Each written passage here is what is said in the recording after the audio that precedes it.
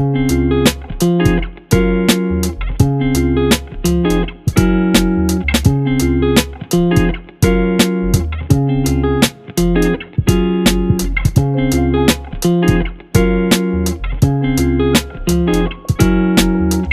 guys, so for today's video, I'm gonna make a tapioca pearl and a boba milk tea. So before that, we need to proceed to make my own tapioca pearl. So see you later. So these are the ingredients of tapioca pearl. We have here a 1/3 cup of water, a 1/4 cup of sugar, and a 1 cup of tapioca starch. So let's proceed to pagbuhat na to og tapioca pearl. Gi-on na to ang stove, gibutan na to ang 1/3 cup of water, gipersunod ang atong sugar na 1/4 cup, then atong tilokon og sa atong sobra, then mix until ma-dissolve na siya. Sa low heat na siya guys, kay para dali mahubas ang ato ang gibutan diha. Then mag-wait until malusaw na siya. And then next is magbutang na ta sa ato ang 1 cup of flour, but wala na ko gihurot, nagbilin ko, then mix until ang atong mixture is ma-mix tanan. And then tarong lang na to, if ever na may wooden spoon, much better, kay mas ma-mix na siya tarong.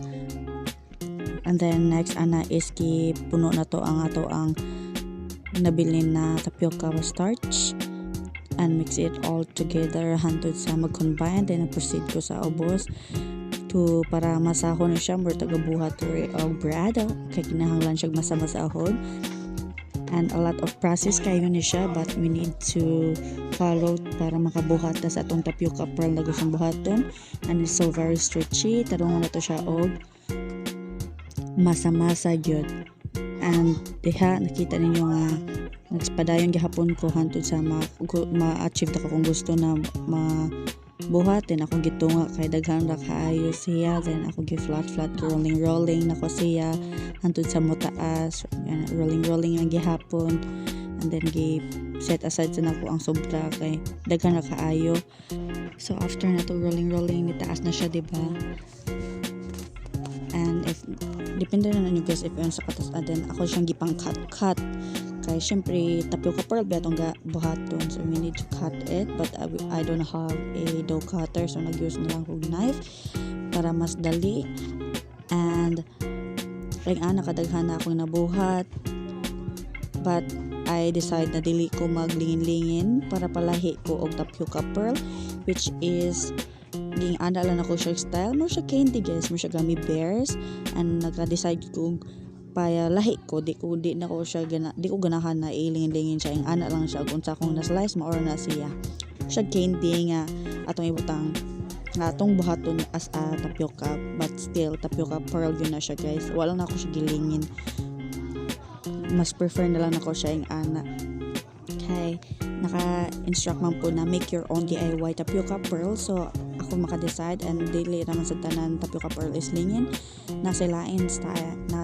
So this is the final look sa ato ang tapioca pearl, but dili ra diha na human ato ang process na panay sunod, which is ang ato ang pag hantod sa final product siya. Gipakita lang nako unsay hitsura sa akong gibuhat kanina nga kuan tapioca pearl nga gibuhat nako, gimasa-masa o gi-cut nako. So next ana is mag-proceed na ta sa pagbuhat gyud sa tapioca pearl. So nag-add ko 1 cup of water, daghan or sobra pa, and nag-until gipa-boil na ko una, nagipahinayan ako ang tubig, ang heat. Then gipang lunod na ako akong tapioca pearl na gipang buhat, buwag na ako para di siya sikit. Then naka-realize ko na okay ram ay dili siya buwag siya iya guys, total starch man siya, di siya magpilit ra. So daan na siya until magbukal na siya, then imo sa na siyang okay yung para pod balance siyang luto tanan. And nakita niyo diha medyo nitubo siya slight, but dili kaayo. But if gusto niyo mas gamay yung pag slice guys, much better, madali kay dako nako.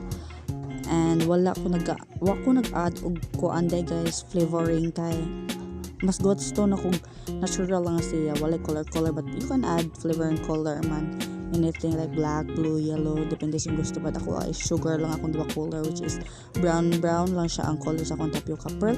Then di pa buka lang na ko siya taman hantod sa mohomok na siya guys. Mohomok na siya, ang consistency na niya is ang texture na niya kay more siya palitaw. If nakatry mo palitaw, then I add 2.5 tablespoon sa sugar. Mo na siya ang mag-caramelize sa ato ang tapioca pearl. Moong nag-add sugar, depende ninyo guys, pwede pa ninyo po ana. And natilawan ako ganina is dili ka siya too much sweet, but for me ra guys ha, if di mo gustong sweet kayo, pwede sa diles ninyo.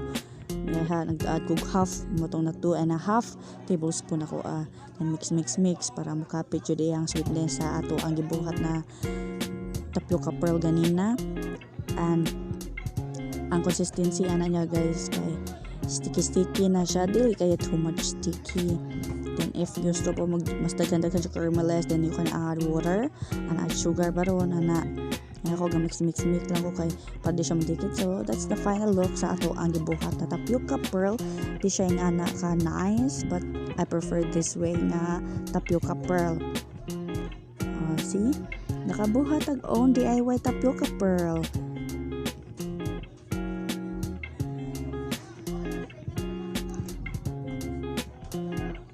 So that's it guys. Guys, I'm back again. So today is a continuation of making a boba milk tea, but in my own style. So ato siyang i-add ang ato ang gibuhat na what you call this, tapioca pearl earlier. So ato siyang ibutang sa ilaw. So makita rin yung procedure. So let's start. So these are the ingredients sa atong boba milk tea. We have ice, the glass, the tapioca pearl na itong iwat ganina, the purified milk, and the Milo nga ato ang sagulan ako water gamay to kuan siya, mahimo siyang syrup guys. That's it. Ako ang gigamit. Very simple, but I'll makaingon jud ko nga lami ni siya guys. Promise, simple but lami gid siya guys. Muna akong gigamit na mga recipe. Simple recipe lang to make my own boba milk tea. So gikuha na nako ang glass, then gibutang nako ang akong gibuhat na boba milk tea. I mean tapioca pearl atong gibuhat kanina. And tungod sa nahanginan na siya, ni sticky na siya, and ako siyang gibutang sa kilid sa glass guys. Gisagdaan na ako siya mo kuan, padung na siya sa ubos guys, kaya gituyo na ko ang ihang caramelize na stick sa kilid po. And next ana is ang pagbutang na sa ice. So ibutangan na nako siya ice para bugnaw sad ako ang milk tea, and mas ma-enjoy na ako, and mas ma-enjoy na ko kung gibuhat kay bugnaw na. And depende rin na nyo guys if gusto mo lighanon, but in my case is idaghan ako siya butang para bugnaw siya. Dali siya mabugnaw, then I added the purified milk. Sorry kay wala kayo natakita pagkuan kay naglisod ko asa kong angle kay na-focus ko, na-usik ako ang milk, payabon ako, but still padayong gihapon ta sa atong gibuhat. So nagbili na ako slight nga space para sa akong gibuhat na Milo. So akong gi-add na sa akong gibuhat na Milo guys. Atong tilokon kay sayang pud kaayo.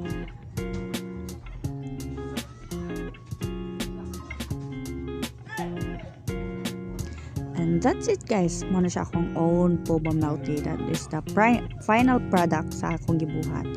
I call this Milky My Milk Tea.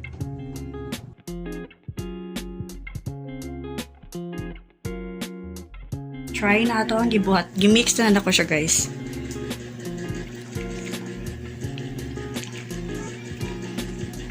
Lami guys. Must try.